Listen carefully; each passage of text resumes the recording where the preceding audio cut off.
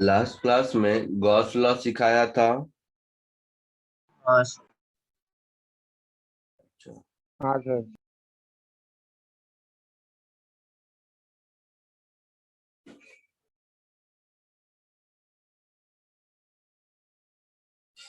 ये सब भी हो गया, ठीक है। सर, आपने वो क्यूब के लिए बताया था, क्यूब के एक साइड पे लेकर।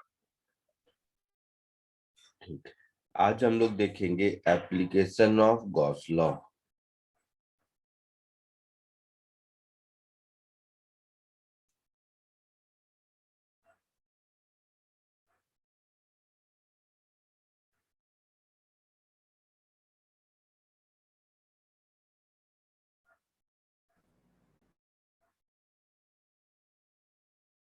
Applications of Gauss law.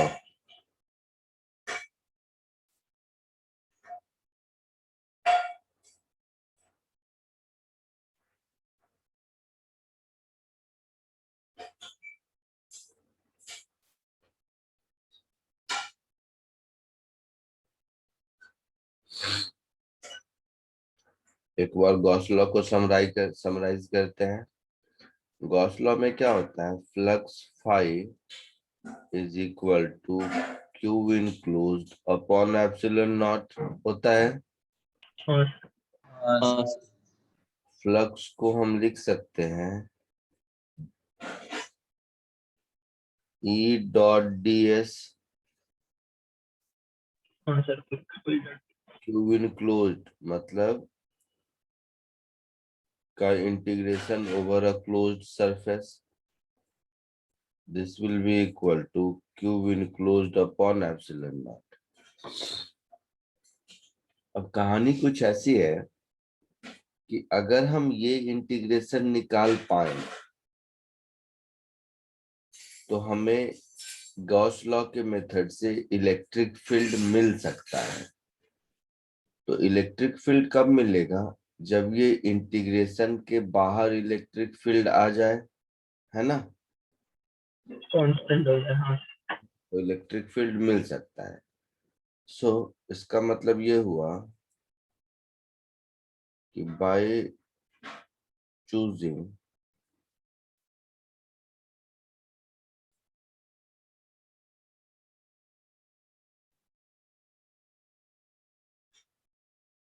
Area vector और Gaussian surface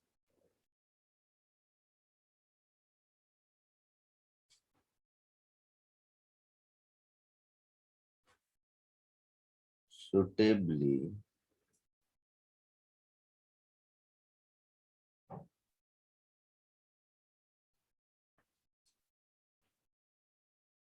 we can find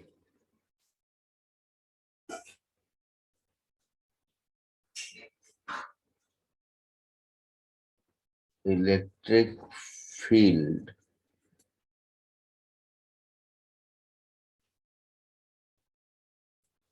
using Gauss law.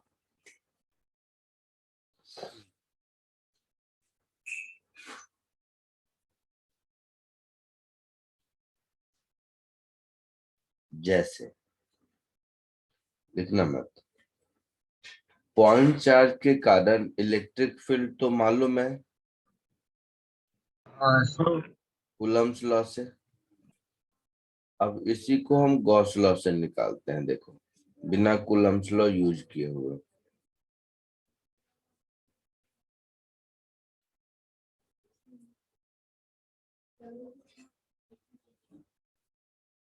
Electric field due to a point charge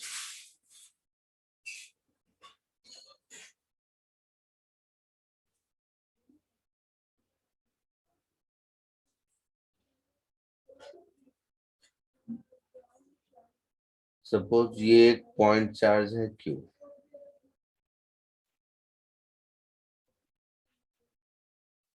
इसके कारण मुझे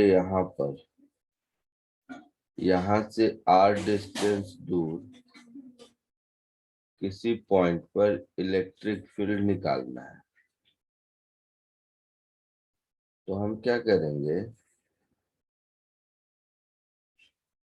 ये गॉसियन सरफेस अपने मन से चूज कर लिया जो स्फेरिकल है और चार्ज उसके सेंटर पर है। ये थोड़ा सा ट्रिकी है कि गॉसियन सरफेस का शेप साइज हम कैसे चूज करें। थ्योरेटिकली कैसा भी रख सकते हैं, बट प्रैक्टिकली ऐसा रखेंगे जिसका कि इंटीग्रेशन निकालने में आसानी हो। ठीक है, तो हमने क्या किया कि आर रेडियस का एक सॉलिड स्फीयर के जैसा गॉसियन सरफेस कंसीडर कर लिया। इसका फायदा क्या है, देखो फायदा ये है कि इलेक्ट्रिक फील्ड कितना है नहीं मालूम, बट इस सरफेस के हर पॉइंट पर सेम है ये तो मालूम है। हाँ हाँ सर। और सरफेस के हर पॉइंट पर इलेक्ट्रिक फील्ड और एरिया वेक्टर के बीच एंगल 0 डिग्री है ये मालूम है। हाँ सर। हाँ तो हम लोगों को फ्लक्स निकालने में आसानी होगी, उसको क्यू बाई एप्सिलॉन नॉट से करेंगे तो हमारा काम चलेगा। जैसे फ्लक्स क्या हो गया, surface integral of E dot D S. E कितना है नहीं मालूम, बट ई कांस्टेंट है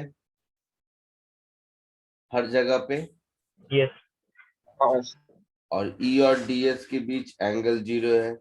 तो मैं इसको ऐसे लिखूंगा, E surface integral of D S, ऐसा लिखूंगा।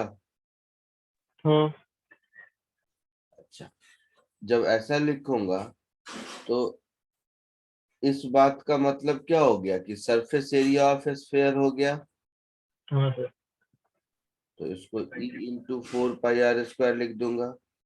अब गॉस लॉ से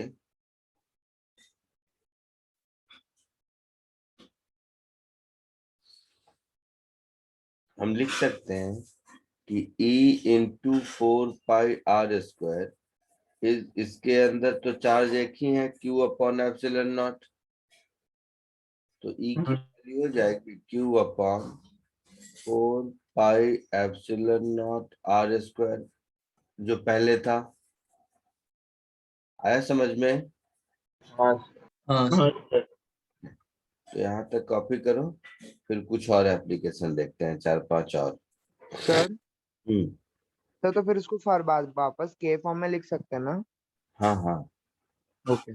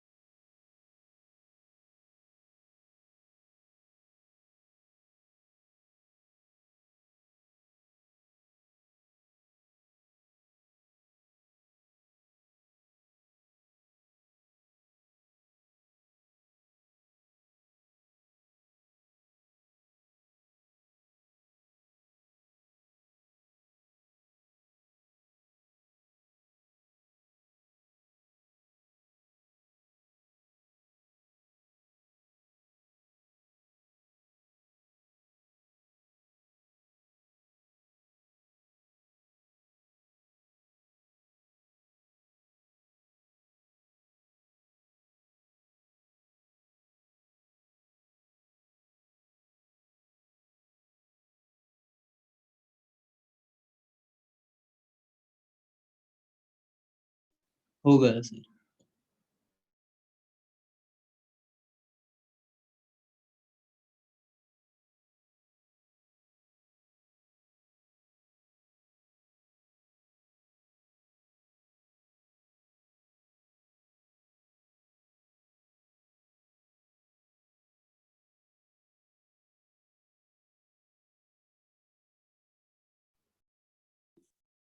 लिख लिए? हाँ सर। आगे बढ़े? हाँ सर। एक minute sir.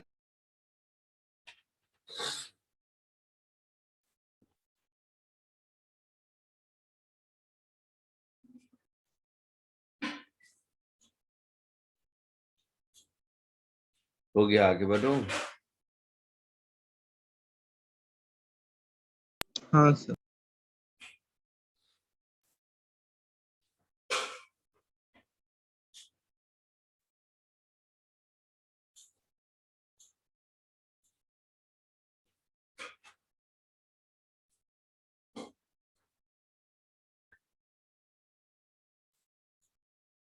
Electric field due to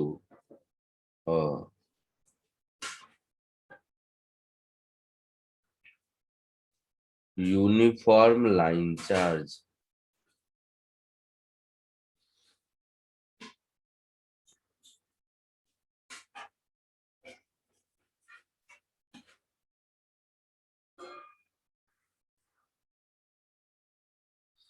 देखो, ये भी डिराइव किया था पहले। यूनिफॉर्म मतलब इनफाइनाइट लेंथ का है, ये डिराइव किया है पहले हम लोगों ने। हाँ सर। उससे किया है ना, क्या नाम है, कूलम्ब्स लॉ यूज करके। Yes sir. क्या आया था? वो सिलेंडर का क्या आया था?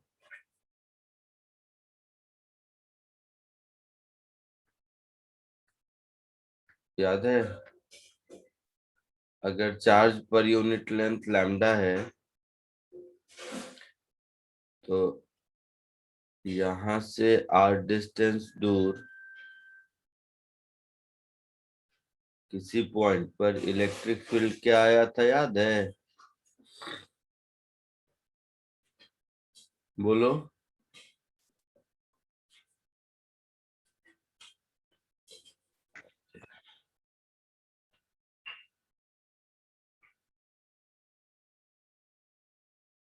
चलो, हम लोग एक गॉसियन सरफेस कंसीडर करते हैं।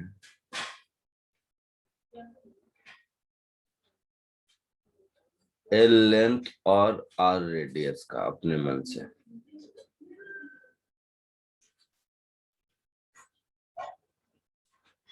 एल लेंथ और आर रेडियस का एक गॉसियन सरफेस हमने कंसीडर कर लिया अपने मन से, सिलिंड्रिकल। तो अब क्या होगा, अगर फ्लक्स हम लोग निकालेंगे तो surface integral of E dot D S यही होगा। इस सिलेंडर के सरफेस पर हर जगह ई की वैल्यू सेम होगी। Yes sir. सरफेस पर, और डीएस के परपेंडिकुलर भी होगा। हाँ सर। तो ये हो ये जाएगा इसके ई परपेंडिकुलर। इंटू 2 पाई आर एल, ऐसा हो जाएगा।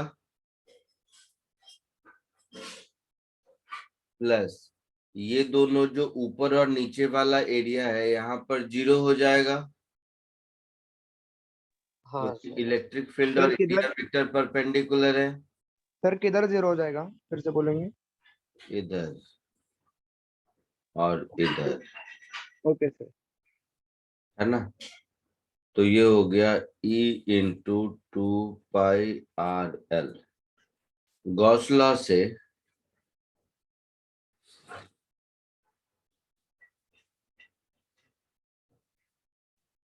ये flux that is E into 2 pi R L ये होना चाहिए Q enclosed upon epsilon not. Q enclosed क्या होगा? तो charge per unit length lambda into L upon epsilon naught. तो ये एल एल कैंसिल, तो यहाँ से ई की वैल्यू हो जाएगी lambda upon 2 pi epsilon naught R. है समझ में? lambda is linear charge density, no? हाँ, lambda is charge per unit length.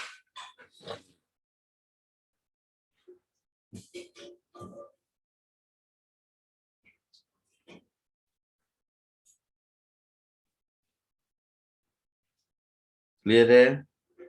तो इसमें गॉसियन सरफेस हमने कैसा लिया? सिलिंड्रिकल लिया। ये हाइपोथेटिकल सरफेस है, अपने मन से मुझे कुछ भी कोई भी क्लोज सरफेस ले सकते हैं, लेकिन ऐसा लेंगे जिससे मुझे ई डॉट ds का इंटीग्रेशन निकालने में आसानी हो।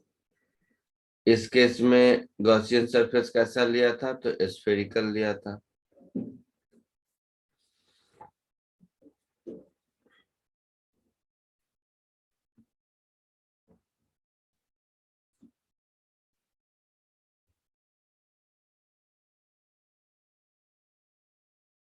आया समझ में? हाँ सर।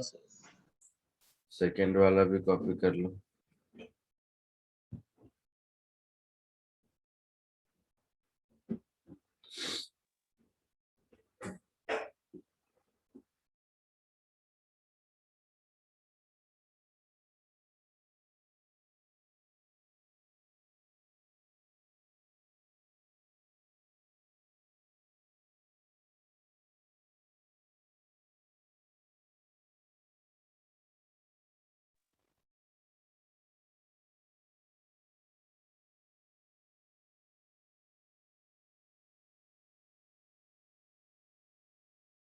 सर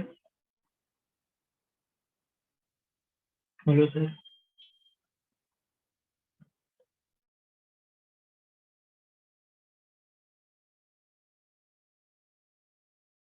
बोलो, कुछ बोल रहे हो?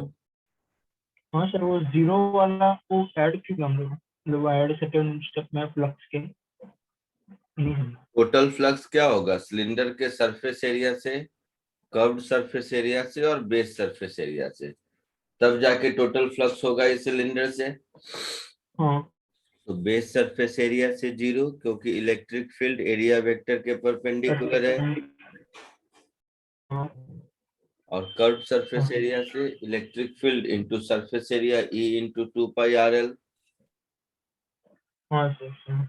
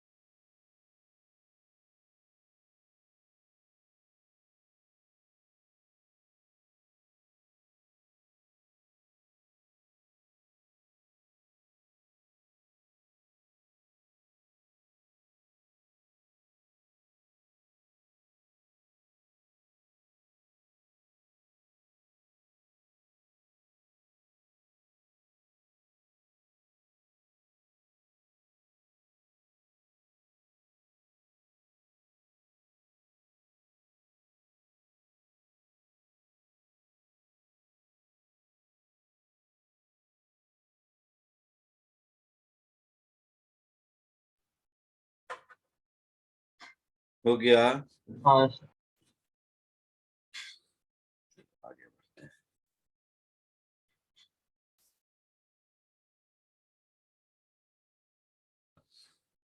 हैं। एक मिनट थोड़ा ऊपर करो।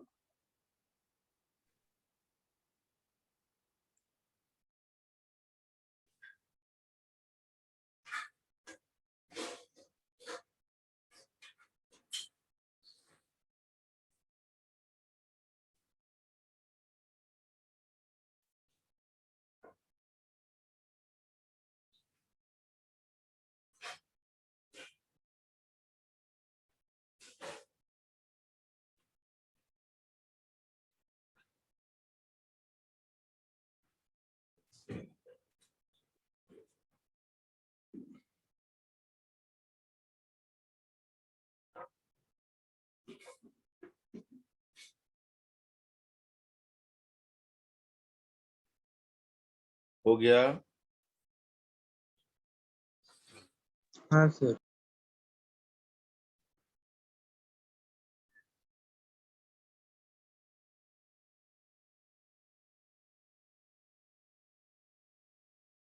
Third,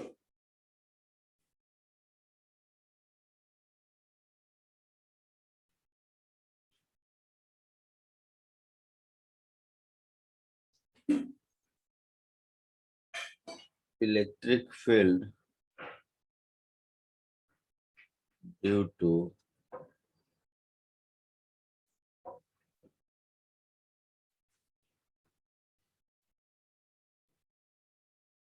uniformly charged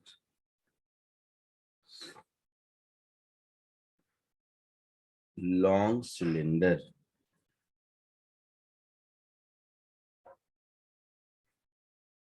non-conducting।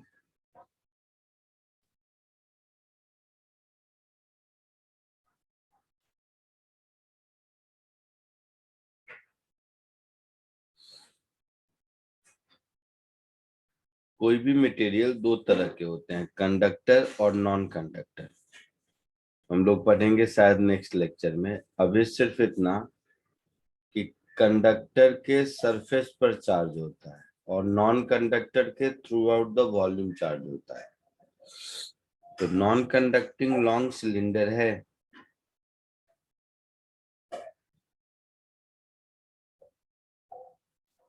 Non conducting long uniform cylinder है। तो उसके कारण मुझे इलेक्ट्रिक फील्ड निकालना है। तो दो पॉसिबिलिटी है, एक सिलेंडर बना लूं,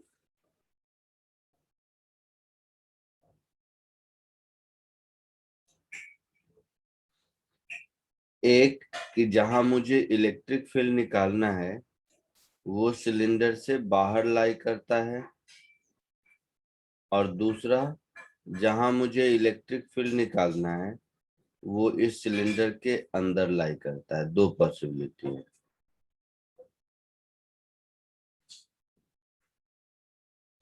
तो लॉन्ग सिलेंडर मतलब इनफाइनाइट लेंथ का,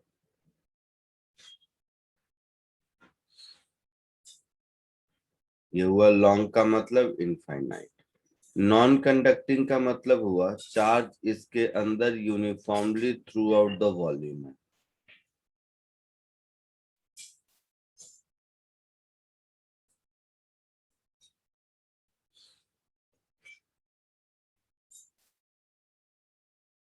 तो चार्ज इसके अंदर थ्रू आउट द वॉल्यूम है। तो केस वन, अगर हमारा पॉइंट पी कहीं यहां लाई करता है, मतलब सिलेंडर के एक्सिस से स्मॉल आर डिस्टेंस पर, और सिलेंडर का रेडियस मान लो कैपिटल आर है। तो केस वन का मतलब है R is greater than capital R, तभी होगा पॉइंट आउटसाइड लाई करेगा। हाँ हाँ सर। सर। अगर ध्यान से देखोगे तो इस केस में इलेक्ट्रिक फील्ड क्या होगा, जो पहले आया था, हाँ सर। है ना? Yes sir.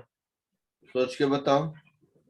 हाँ सर, ये हाँ लाइन के लिए, रॉड के लिए वो हाँ। सेम ही हो जाएगा, इसमें एक्सटेंड हाँ, कर कोई दो। फर्क नहीं पड़ता अगर ये पॉइंट पी आउटसाइड लाई करता है तो हाँ हम एक बड़ा सा सिलेंडर ले लेंगे, गॉसियन सरफेस कंसीडर करेंगे, यही कहानी होगी। हाँ हाँ सेम होगा। केस 2, अगर ये पॉइंट इनसाइड लाई करता है, ये समझना है।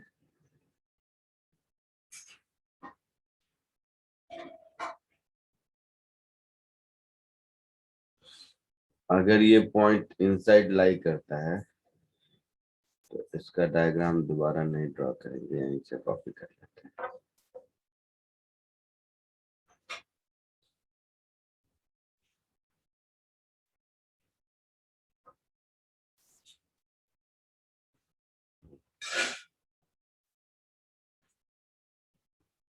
एक मिनट देखना। तो पॉइंट पी इनसाइड लाई करने का मतलब ये हुआ,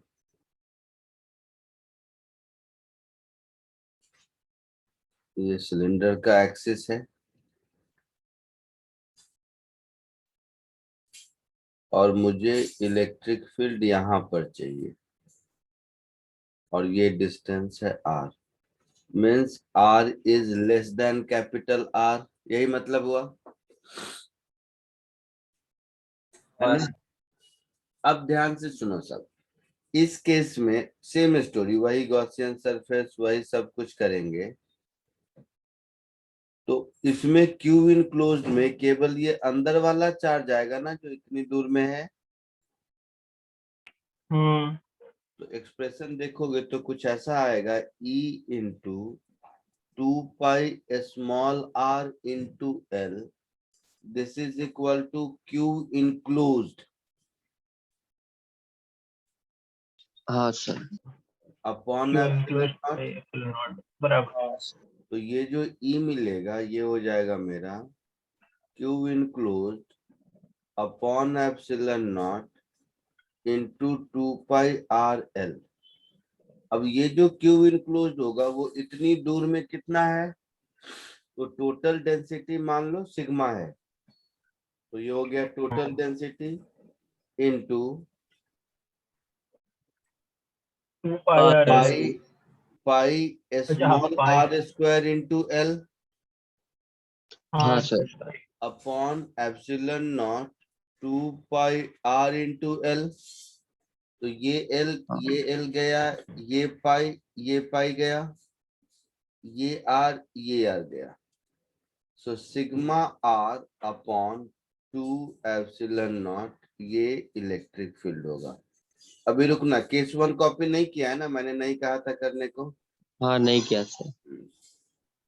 अब यहां से इसी रिजल्ट पर वापस आओ। ये जो रिजल्ट हमने लिखा ये तो चार्ज पर यूनिट लेंथ के टर्म में लिखा था, है ना। ये तो इसको हम लोग ऐसे लिख सकते हैं, चार्ज पर यूनिट लेंथ का मतलब हो गया total charge that is sigma charge density into pi capital R square into L, हाँ सर। है ना। हाँ सर।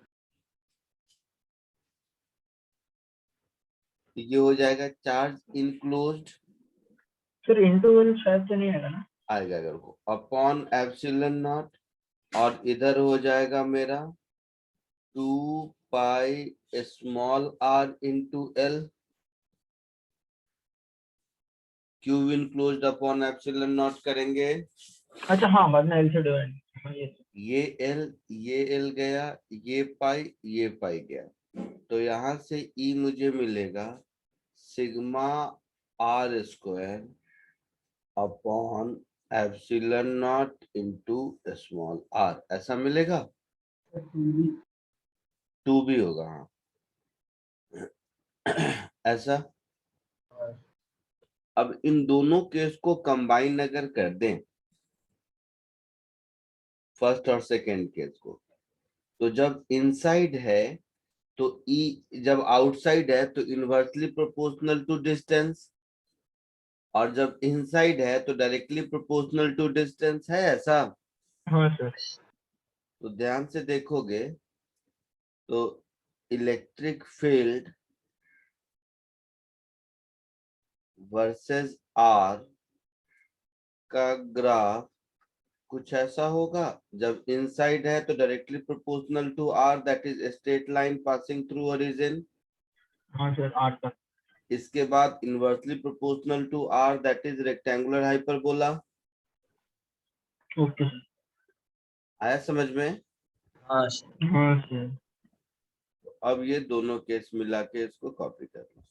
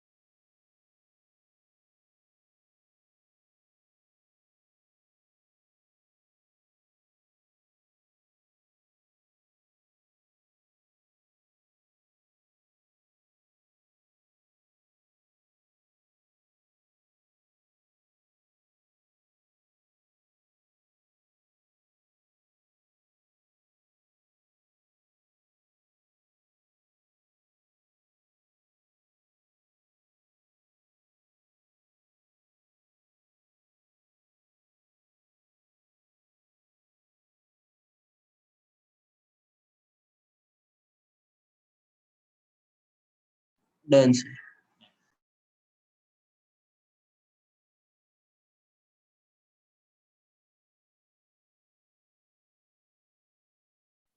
आगे बढ़े। हाँ सर।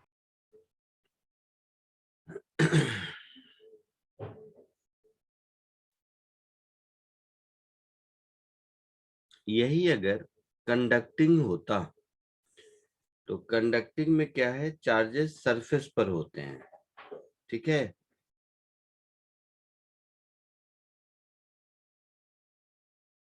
जैसा मैंने कहा नॉन कंडक्टिंग में surface charge through out the volume distributed होता है। तो खाली कंडक्टिंग, उसके सरफेस एरिया। हाँ, कंडक्टिंग में चार्जेस केवल आउटर सरफेस पर होते हैं। तो यही अगर मेरा नॉन कंडक्टिंग की जगह कंडक्टिंग स्फीयर रहेगा,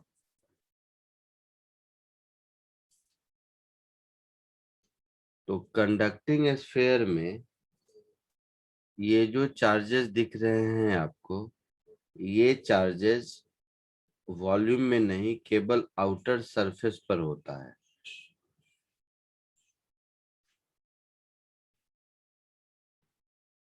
मतलब ये एक्सिस है, ये एक्सिस से डिस्टेंस r है और चार्ज इसके आउटर सरफेस पर है। कंडक्टिंग में चार्ज आउटसाइड सरफेस पर डिस्ट्रीब्यूटेड अपीयर होता है।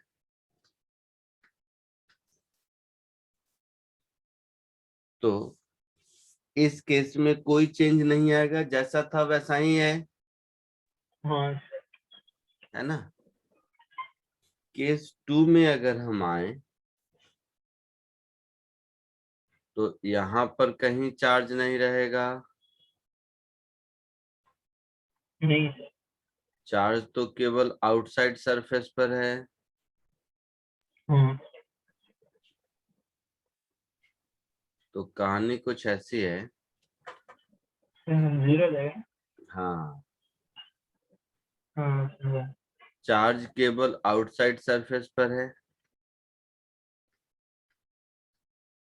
तो चार्ज केवल आउटसाइड सरफेस पर है, तो इस गॉसियन सरफेस के अंदर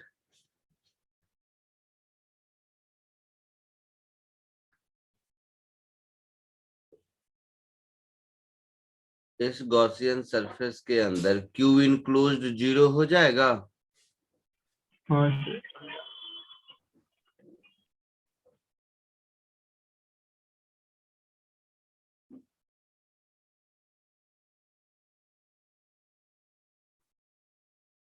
तो इस गॉसियन सरफेस के अंदर क्यू इनक्लोज्ड 0 हो जाएगा, सो दैट इलेक्ट्रिक फील्ड 0 हो जाएगा। यस।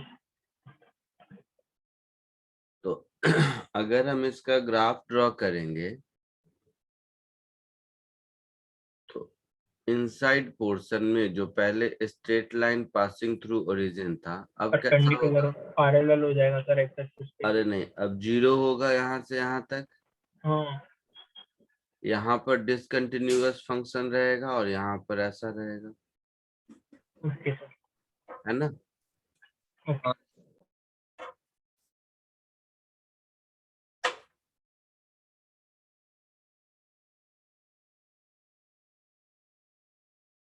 है ना। हाँ E is inversely proportional to R for R greater equal to R. आया समझ में सबको? सर वो फर्स्ट वाले में हमने जो चार्ज डेंसिटी लैम्डा को कंसीडर किया था वो तो सिग्मा इनटू वॉल्यूम था, पर अभी तो सिर्फ सरफेस पे तो सिर्फ सरफेस एरिया होगा। हाँ, सरफेस एरिया हो जाएगा।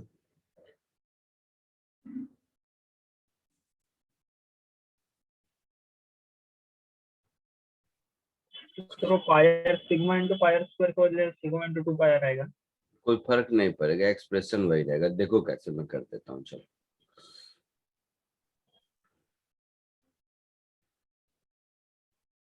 असल में कुछ खास फर्क नहीं पड़ने वाला, देखो कैसे। इरेजर आ जाओ,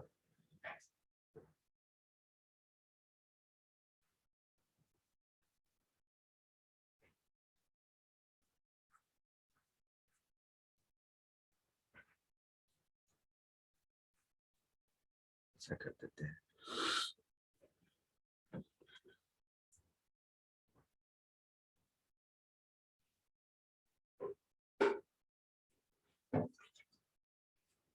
ऐसे देखो,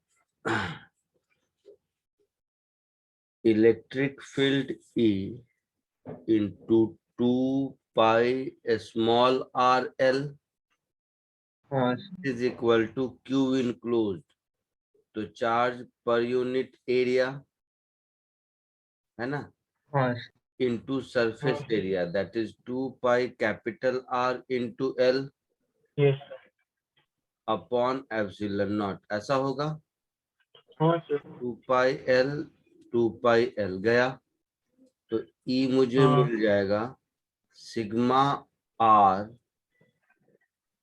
upon epsilon naught into small r। यहाँ पर यह सिग्मा क्या है, चार्ज पर यूनिट एरिया।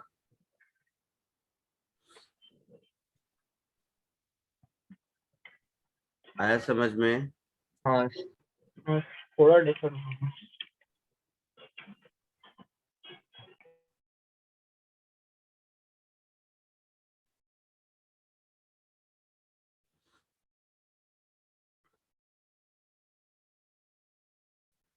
चलो कॉपी कर लीजिए इसको।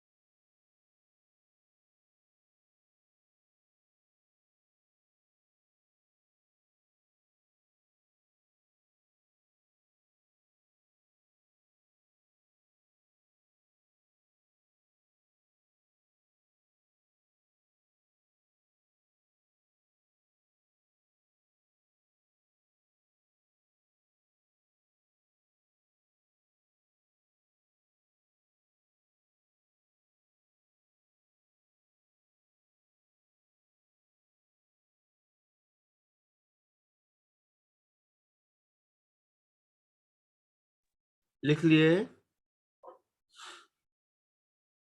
आगे बढ़ूं? बोलो। हाँ लिख लिया सबने?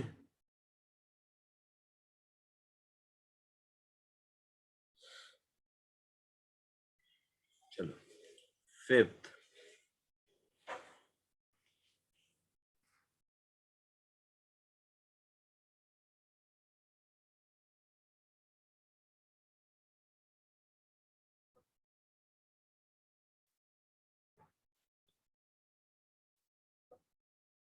Electric field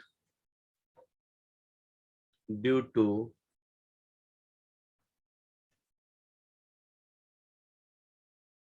uniformly charged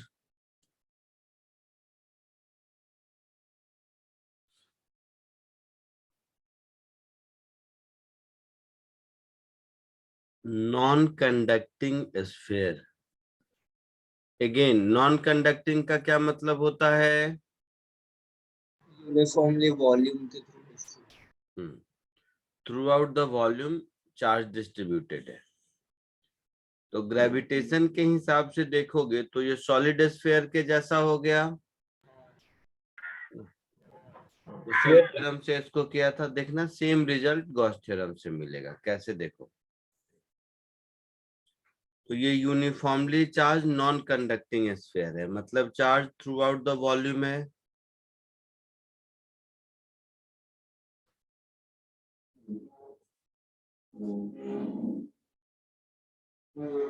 और ये इसका चार्ज पर यूनिट एरिया है। इसका रेडियस मान लो कैपिटल आर है, और जिस पॉइंट पर मुझे निकालना है ये पॉइंट पी, यहां से स्मॉल आर डिस्टेंस पर है।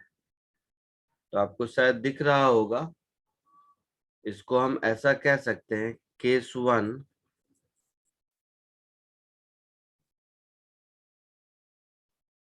If small R is greater than capital R, अगर आउटसाइड है तो। कॉमन सेंस से देखो, अगर आउटसाइड है तो ये पॉइंट चार्ज जैसे हो गया।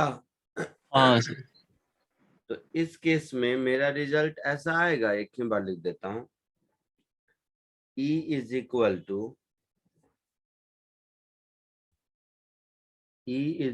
To K, that is 1/4 pi epsilon naught into Q upon R square, Q enclosed।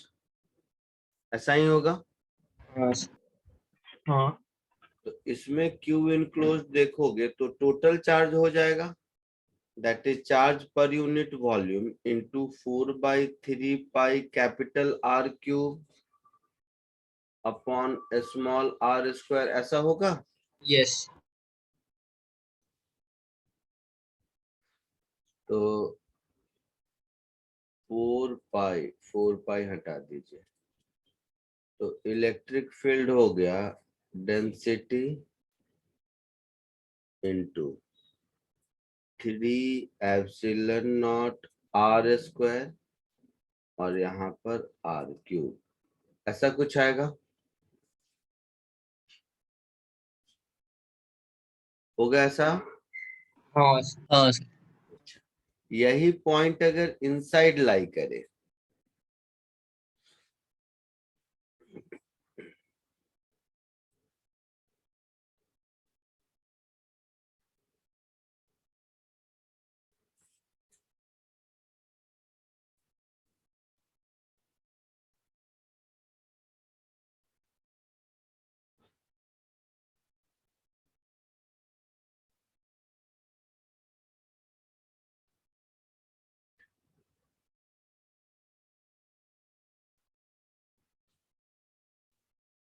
यही पॉइंट अगर इनसाइड लाई करेगा,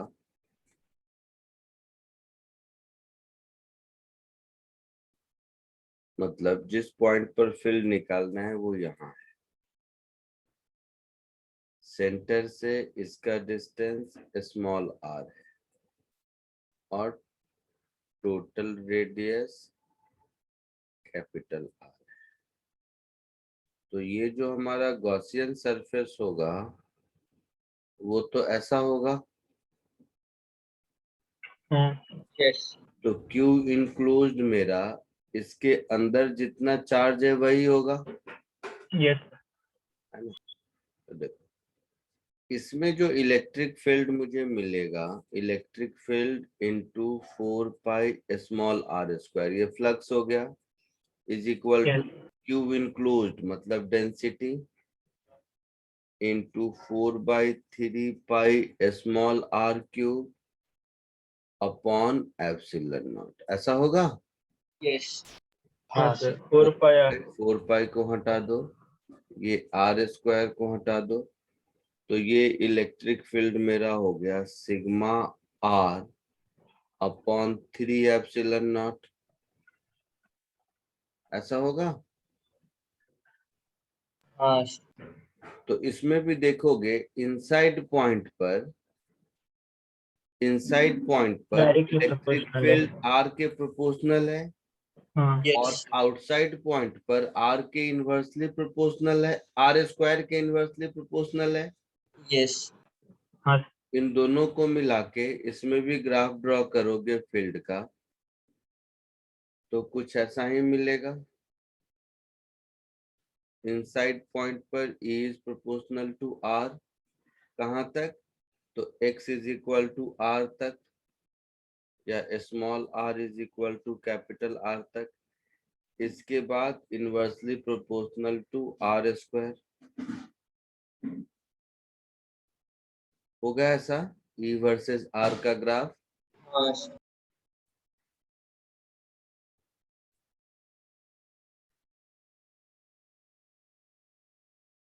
कॉपी कर लो उसको।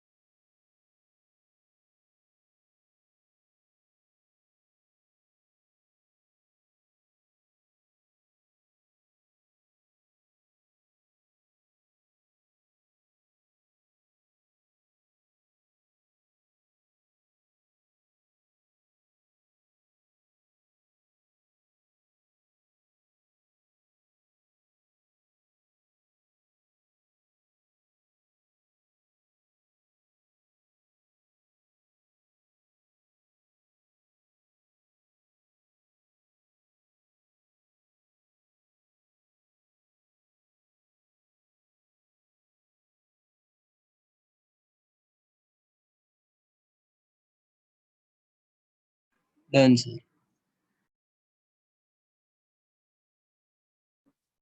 हो गया। नहीं हाँ सर सिमिलर स्टोरी, यही अगर कंडक्टिंग होगा तो इनसाइड 0,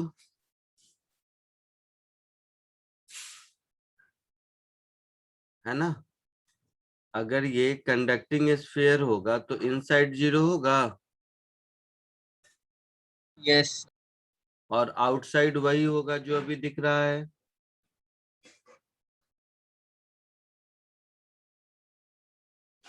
है ना। कंसेप्चुअली यही होगा, बाकी नोटेशन चेंज हो जाए, वॉल्यूम चार्ज डेंसिटी की जगह सरफेस चार्ज डेंसिटी हो जाए, ये सब तो वो अलग बात हाँ है ना। हाँ सर। लिख लिया सबने? सर ग्राफ बचा है, जल्दी। नीचे करोगे थोड़ा।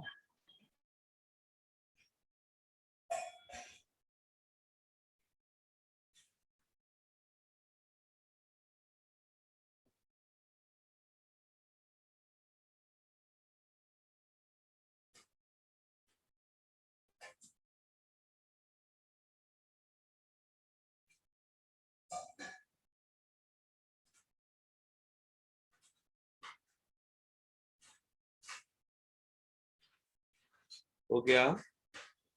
हाँ सर। नेक्स्ट 6th, तो इस 5 को 6 कर दिया। नॉन कंडक्टिंग की जगह कंडक्टिंग स्फीयर होगा, है ना। कंडक्टिंग स्फीयर होगा तो चार्ज इसके वॉल्यूम में नहीं होगा, सरफेस एरिया पर होगा, आउटर सरफेस एरिया पर। हाँ सर,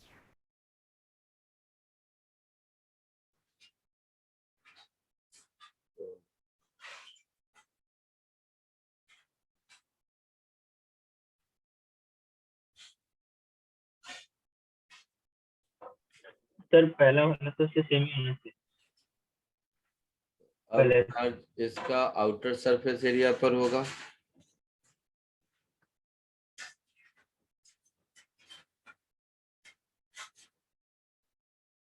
तो चार्ज अगर सरफेस एरिया पर है तो मोर प्रिसाइजली इसको सिग्मा लिख देंगे, चार्ज पर यूनिट एरिया।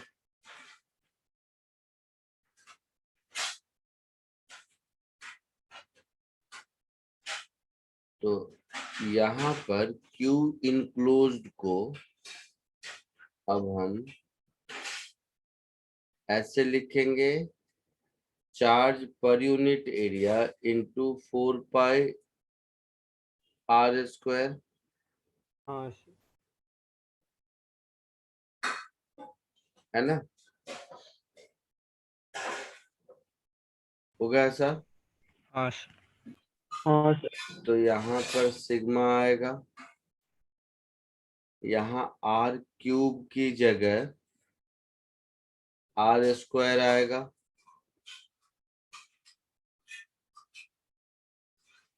आएगा। नीचे के टर्म में 3 नहीं रहेगा, ठीक है।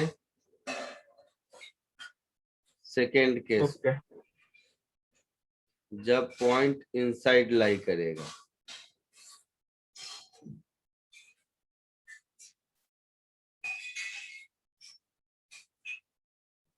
तो चार्ज तो इसके सरफेस पर बाहर है, तो Q इनक्लोज 0 है, हाँ सर।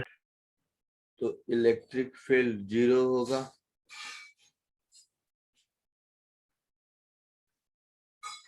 तो यहाँ पर हम लोग लिखेंगे Q enclosed upon epsilon naught which is 0. So electric field strength is also 0, है ना।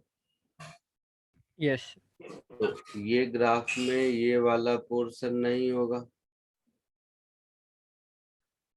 0 से R तक इलेक्ट्रिक फील्ड का स्ट्रेंथ 0 होगा। यहाँ पर डिसकंटिन्यूअस फंक्शन होगा और ये फिर ऐसा होगा।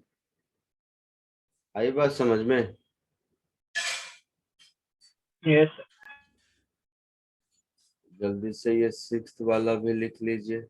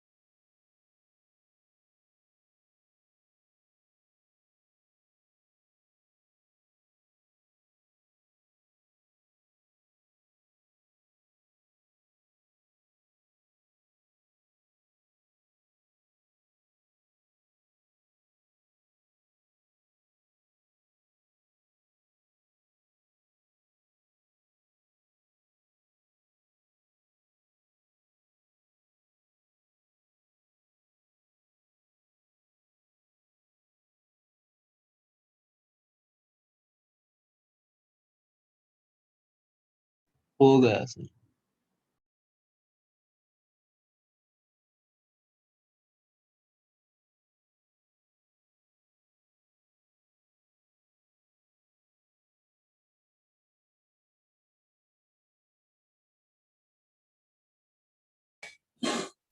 आगे बढ़ूं?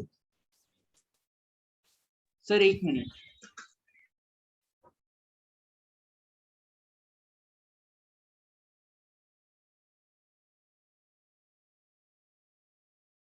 हाँ सर हो गया। हो गया? ठीक है।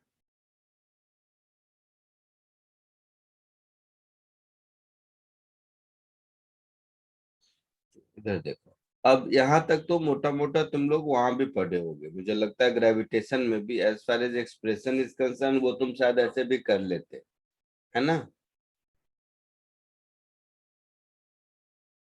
वो वाले एक्सप्रेशन में वैल्यू पुट करके कुछ ले आते, बट फंडामेंटली समझ आ गया। अब देखो नई चीज जो ग्रेविटेशन में नहीं थी।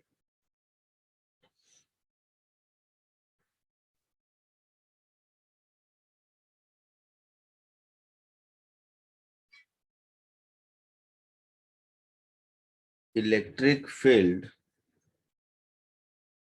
Due to a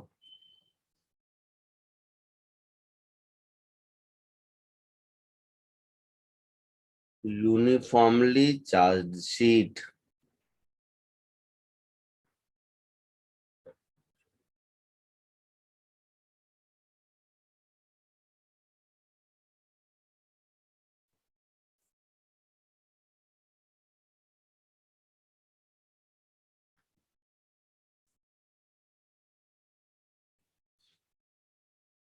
non conducting sheet, ये भी मेंशन करना होगा ना, नॉन कंडक्टिंग।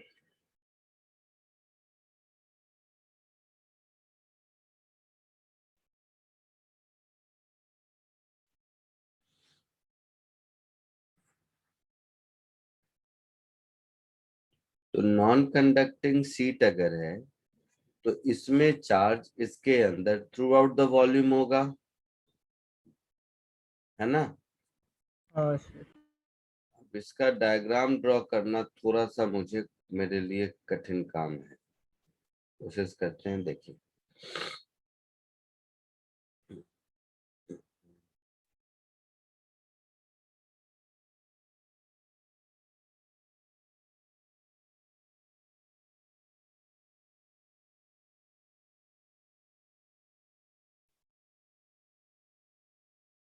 कॉपी मत करना, गलत भी हो सकता है। गलत मतलब टू द पॉइंट नहीं होगा, गलत क्या होगा?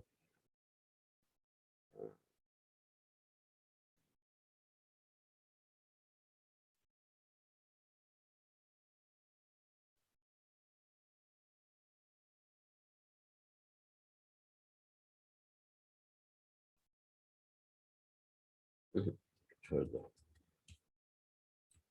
तो एक ही रखो समझ जाएगी, दो दो है।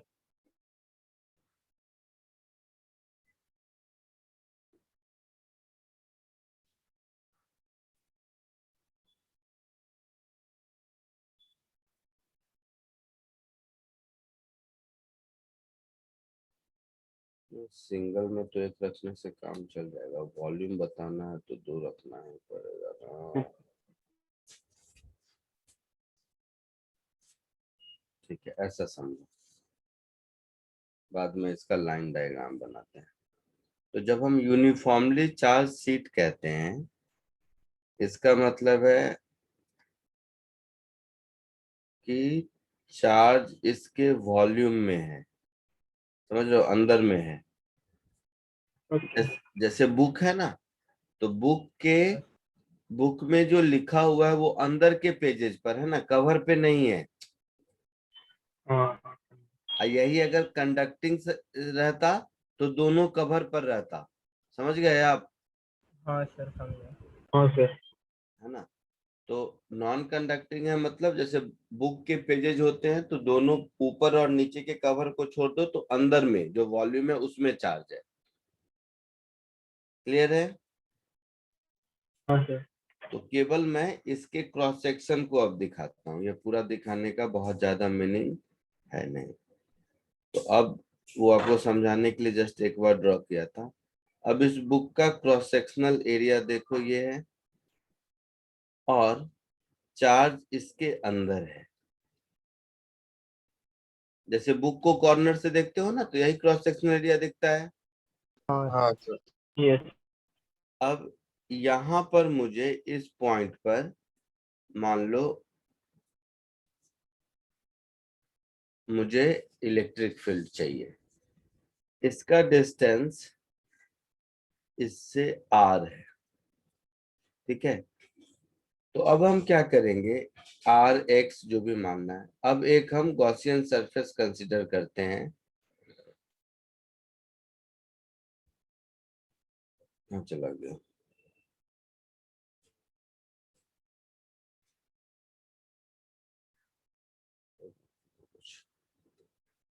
अरे वन नोट कहीं उड़ गया, तुम लोग को दिख रहा है वन नोट?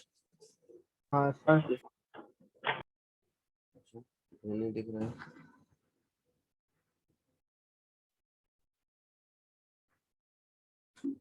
हाँ मिला। तो इसमें अगर मान लो ये गॉसियन सरफेस मैंने लगाया,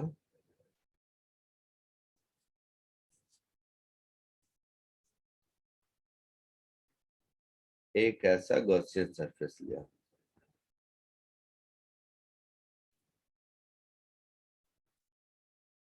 सब ध्यान से समझेगा। इस पॉइंट पर देखेंगे तो इलेक्ट्रिक फील्ड भी इधर और एरिया वेक्टर भी इधर। सरफेस पर देखेंगे तो इलेक्ट्रिक फील्ड इधर, एरिया वेक्टर इधर, है ना। हाँ फिर इस पॉइंट पर देखेंगे तो आउटवर्ड नॉर्मल, एरिया वेक्टर इधर और इलेक्ट्रिक फील्ड भी इधर। तो टोटल फ्लक्स जब हम निकालेंगे तो टोटल फ्लक्स मेरा हो जाएगा E into pi R square, जो भी मैंने मान लो सिलिंड्रिकल ले लिया जिसका रेडियस कैपिटल आर है। तो E into pi R square का डबल, इधर का पॉजिटिव फ्लक्स इधर का positive plus, curved surface area से जीरो फ्लक्स। आया समझ में? हाँ सर। हाँ सर अपना सिलेंडर कैसा तो assume किया, एक बार एक्सप्लेन कर सकते हैं? इलेक्ट्रिक फ्लक्स मेरा हो गया 2E into pi R square. हाँ बोलो, क्या बोल रहे हो? वो सिलेंडर आपने कैसा अज्यूम किया, एक बार फिर से बोल सकते हैं? सिलेंडर, बुक के अंदर एक सिलेंडर मान लो, सिलिंड्रिकल सरफेस कट करो जो इधर से इधर जाता है, अच्छा हाँ। तो ये फ्लक्स हो गया। न्यूटन्स सॉरी गॉस लॉ से ये flux Q by epsilon not होना चाहिए। हाँ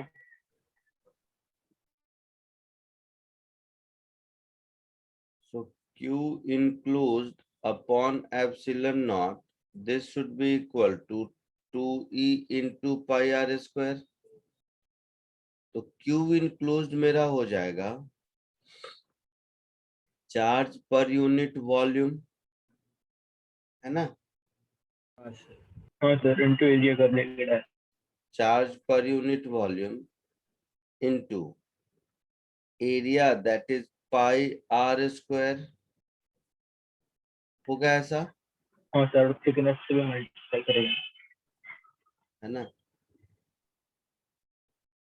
या इसका ऐसा भी कह सकते हो, थिकनेस अगर इसका नॉमिनल है तो मैं क्यू इनक्लोज्ड को ऐसा भी लिख सकता हूँ, charge per unit area into pi R square. Charge per unit area into pi R square, एक ही सीट है, थिकनेस नहीं है। Epsilon naught 2E into pi R square, ऐसा अच्छा, एक ही शुद्ध है। है ना। तो यहाँ हाँ से सर। मुझे इलेक्ट्रिक फील्ड मिल जाएगा सिग्मा अपॉन 2 एप्सिलॉन नॉट। देखोगे पोजीशन से इंडिपेंडेंट आया ये, है ना, ये पोजीशन से इंडिपेंडेंट है। अच्छा, पहले इसको कॉपी कर लो, फिर कंडक्टिंग समझ आएगा, नहीं तो उसमें दिक्कत हो जाएगी।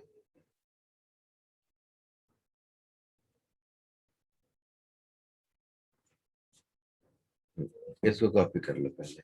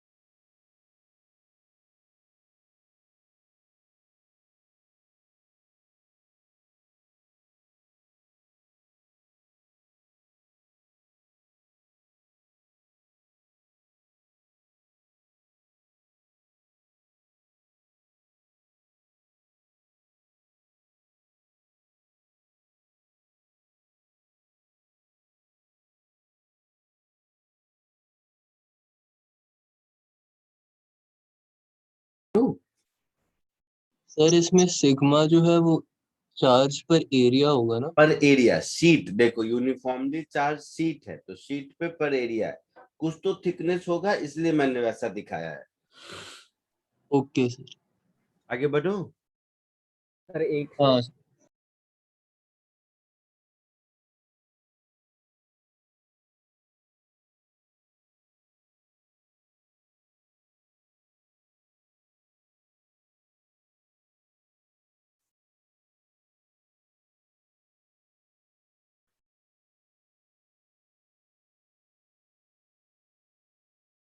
हाँ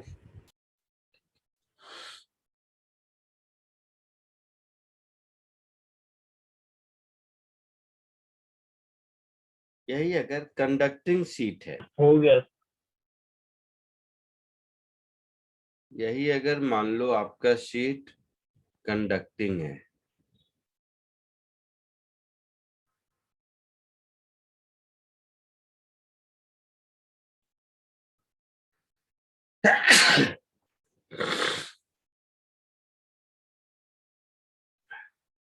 कंडक्टिंग शीट में क्या होगा कि ये जो चार्जेस मैंने यहाँ पे दिखाए हैं, ये यहाँ पर नहीं होगा, केवल इसके सरफेस पर होगा, यस।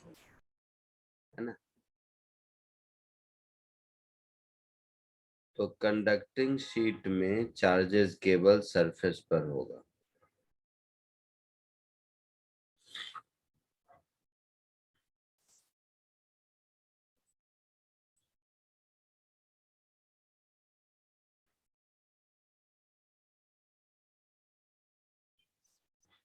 तो आउटर सरफेस मतलब आगे पीछे दोनों सरफेस पर होगा। शीट मतलब एक पेपर समझ लो। तो उस पेपर पर अगर मैं कहूं चार्ज केवल सरफेस पर है, तो इधर भी होगा और इधर भी होगा,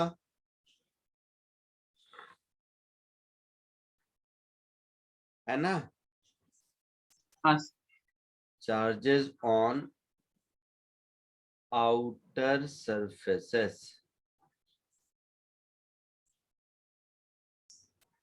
तो देखो, इसका जब डायग्राम ड्रॉ करेंगे तो यहाँ पर अगेन ये जो बीच में चार्ज छोटा वाला है,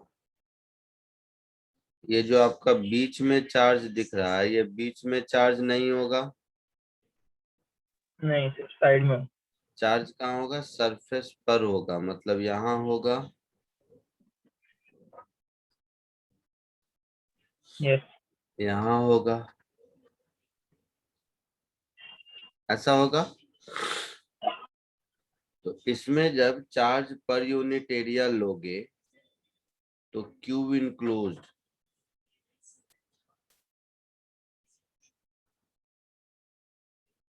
ध्यान से सब समझो, यहीं पर समझना है। क्यू इनक्लोज्ड क्या होगा? इस साइड का चार्ज, राइट हैंड साइड का चार्ज हो गया sigma into pi R square, और लेफ्ट हैंड सरफेस पर भी हो गया sigma into pi R square. हो गया? आया समझ में? हाँ सर समझा। ऐसा कुछ हो गया।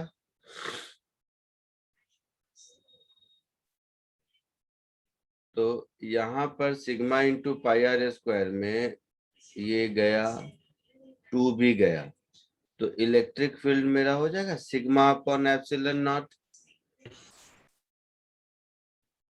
है ना। तो ये दो इम्पोर्टेंट फॉर्मूला है जो आगे के चैप्टर में यस। भी काम आएंगे कि कंडक्टिंग सरफेस चाहे किसी भी शेप साइज का हो, कंडक्टिंग सरफेस के कारण इलेक्ट्रिक फील्ड कितना होता है और नॉन कंडक्टिंग सरफेस के कारण इलेक्ट्रिक फील्ड कितना होता है। क्लियर है? यस। हाँ कॉपी कर लो इसको।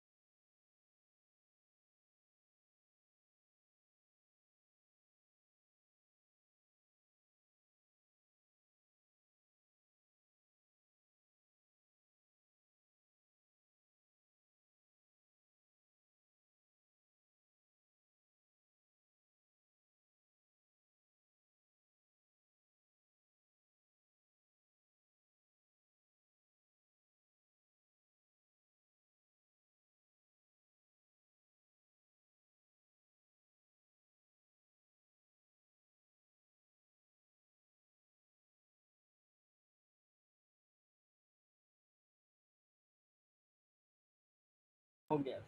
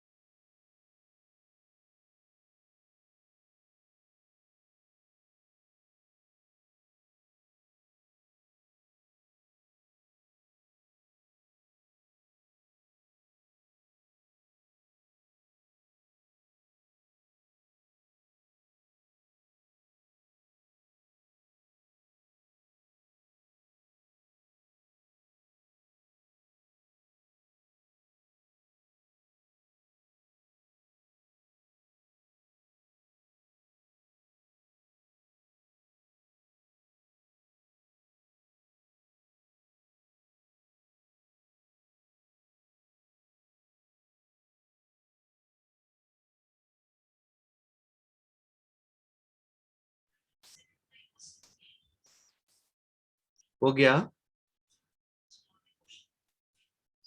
हो गया? यस यस ये हो गई फील्ड की कहानी। टाइम है तो एक छोटा सा कॉन्सेप्ट और सिखा देता हूँ, फिर अगली क्लास में थ्योरी ऑफ कंडक्टर 1 से 2 लेक्चर में चैप्टर खत्म हो जाएगा। Concept of electrostatic pressure. Concept of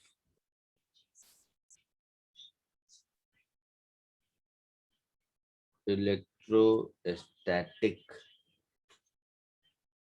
pressure.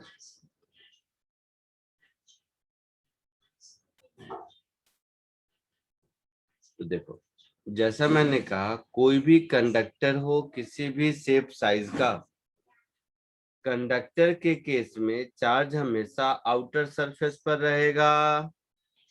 हाँ ठीक है, अब देखो, तो किसी भी शेप साइज का कोई भी कंडक्टर मैंने ले लिया, कंडक्टर पर चार्ज हमेशा आउटर सरफेस पर आ गया, पॉजिटिव नेगेटिव कुछ भी हो। तो कॉमन सेंस से देखो कि हर चार्ज पर रिपल्सन होगा, है ना?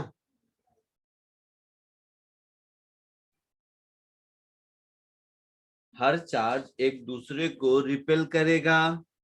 यस हाँ सर मतलब ये जो बॉडी होल्डिंग चार्ज है, चाहे किसी भी शेप साइज का हो, उसमें प्रेशर होगा। उस प्रेशर को हम लोग इलेक्ट्रोस्टैटिक प्रेशर कहते हैं। यहां तक समझ आया? कहते किसको है? हाँ है ना? तो पॉजिटिव हो या नेगेटिव हो, हर केस में जो रिपल्सिव फोर्स लगेगा वो आउटवर्ड ही लगेगा।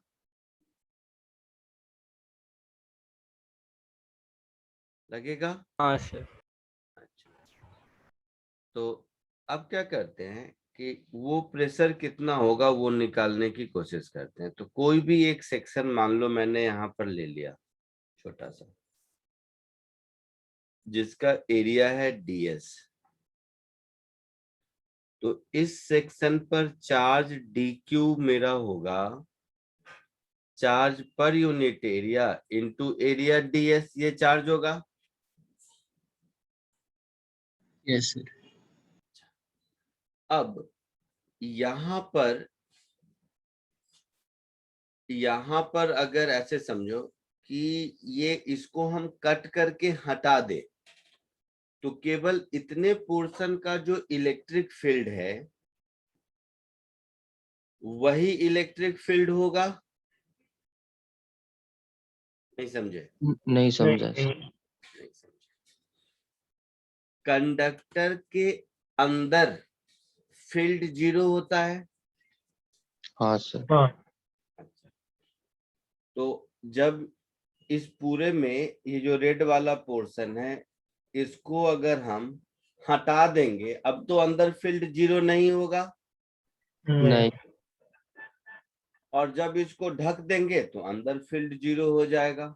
हाँ सर हाँ मतलब केवल इसकी वजह से ये तो पॉइंट चार्ज हो गया, यस तो हाँ केवल इस पॉइंट चार्ज की वजह से जितना फील्ड है वही फील्ड पूरे कंडक्टर की बाकी चार्जेस की वजह से है अपोजिट डायरेक्शन में, हाँ हाँ सर।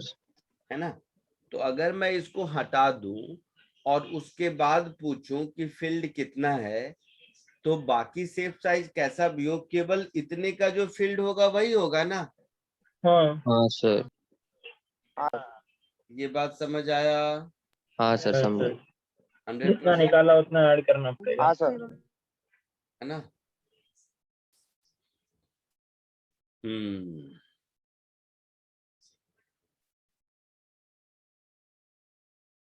चलो ऐसे कर देते हैं।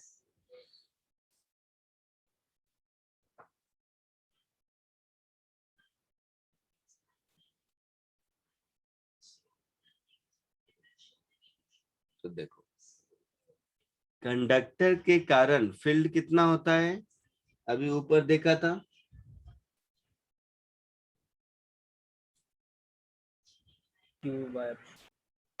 हाँ, केवल केवल एक ही सरफेस पर अगर चार्ज है तो फील्ड देखा था सिग्मा बाई 2 एप्सिलॉन नॉट होता था, हाँ जब आपका थ्रू आउट द वॉल्यूम है, और कंडक्टर के कारण सिग्मा बाई एप्सिलॉन नॉट होता था। ये 2 नहीं होने का रीजन है कि चार्ज इस साइड और उस साइड दोनों आउटर सरफेस पर है। हाँ लेकिन जब हम क्लोज्ड सरफेस की बात करते हैं तो उसके तो एक ही साइड चार्ज होता हाँ सर। है ना। उसके आउटर सरफेस तो एक ही होगा ना। हाँ देखो, अगर कोई ओपन एरिया है, जैसे ये मोबाइल फोन है, मैं कहूँ इसके आउटर सरफेस पर चार्ज होता है, तो इधर भी होगा और इधर भी होगा। हाँ लेकिन अगर कोई क्लोज्ड बॉडी है, जैसा ये क्लोज्ड बॉडी है चारों ओर से, इस पर बोलूंगा आउटर सरफेस पर चार्ज होता है, तो आउटर सरफेस पर सब होगा, इनर सरफेस पर नहीं होगा। नहीं। लेकिन ओपन सरफेस में आउटर इनर नहीं होता है, दोनों एक्सपोज्ड सरफेस आउटर ही होता हाँ है ना।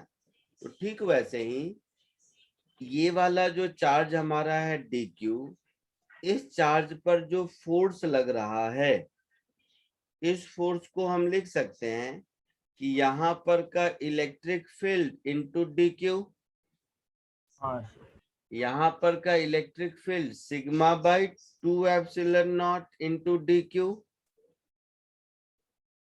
That is sigma by 2 epsilon not, और dq की जगह सिग्मा इंटू ds लिख सकते हैं। ये फोर्स हो गया। हाँ सर। अच्छा, तो उस छोटे से एरिया पर F अपॉन ds फोर्स पर यूनिट एरिया, यही प्रेशर होता है। हाँ तो यही टर्म हमारा प्रेशर होगा, इलेक्ट्रोस्टैटिक प्रेशर। वो जितना फोर्स एक्सपीरियंस कर रहा है, समझ रहे हो, हाँ है ना। तो ये इसको हम ऐसे भी कह सकते हैं कि electrostatic pressure P is sigma square upon 2 epsilon not. ठीक है, यस। 2 सेकेंड और रुको, एक छोटा सा ही कॉन्सेप्ट है, इसको भी यहीं पे खत्म कर देते हैं। एनर्जी डेंसिटी वाला भी इसी से रिलेटेड है। तो ये तो फॉर्मूला हो गया इलेक्ट्रोस्टैटिक प्रेशर का, जरूर याद रखिए, जरूर याद रखिए।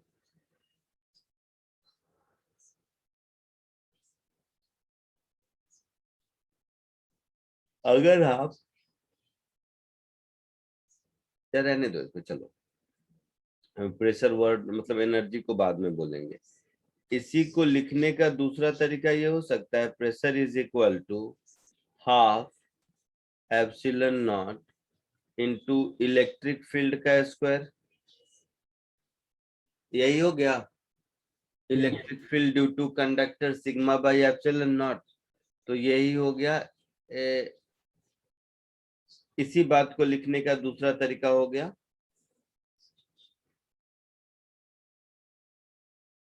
आया समझ में? हाँ नहीं।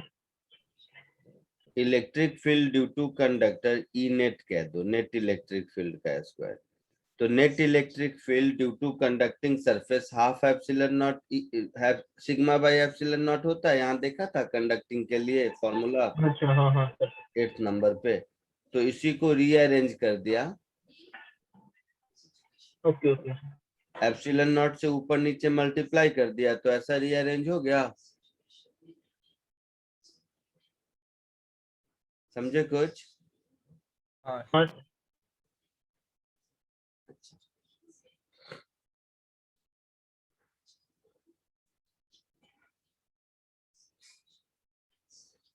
इसको समझने का एक और तरीका जस्ट ऐसे ही कोशिश करता हूँ। ये ई और ई नेट क्या होता है देखना जरा सा एक चीज। अगर मैं इसको कट करके हटा दूं, एडिशनल है, समझ आया तो ठीक है। अगर मैंने इसको कट नहीं किया तो बाहर में फील्ड मेरा ऐसा है ई नेट, ऐसे समझो। दूसरा तरीका, ये ई नेट है जो कंडक्टिंग सरफेस के कारण इलेक्ट्रिक फील्ड होता है, और फॉर्मूला है सिग्मा बाई एप्सिलॉन नॉट जो ऊपर हमने डिराइव किया है। ठीक है, फिर ये जो आपने ब्लैक में लिखा है उसमें आपने ई को सिग्मा बाई 2E0 लिखा है पर आ रहा एप्सिलॉन। हाँ, वही ई नेट और ई में फर्क समझा रहा हूँ। किसी भी कंडक्टिंग सरफेस के कारण सराउंडिंग में electric field sigma by epsilon naught होता है। ये फॉर्मूला हमने ऊपर डिराइव कर लिया। तो इस हाँ सरफेस के कारण अगर हम कट नहीं करते हैं तो सराउंडिंग में इलेक्ट्रिक फील्ड इतना होगा होगा। अब यस हाँ एक सर चीज समझो, तो ये जो सराउंडिंग में इलेक्ट्रिक फील्ड है, इसमें अगर मैं इसको कट कर दिया तो रिमेनिंग पोर्शन के कारण और इसके खुद के कारण जो इलेक्ट्रिक फील्ड होगा, इन दोनों का सम इतना होना चाहिए। अब हम इसको दो पार्ट में देखते हैं, एक ये रेड वाले के कारण और एक रिमेनिंग के कारण। तो रेड वाले के कारण इलेक्ट्रिक फील्ड E1 है और रिमेनिंग के कारण इलेक्ट्रिक फील्ड E2 है। अच्छे समझो, तो ये जो ई नेट है वो इन दोनों का सम है।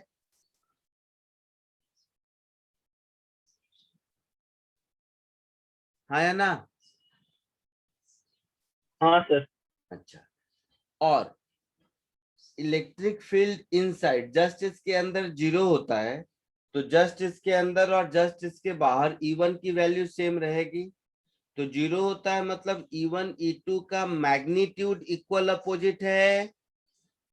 E1 E2 यस वेक्टर में इक्वल अपोजिट है, मैग्नीट्यूड में आइडेंटिकल है।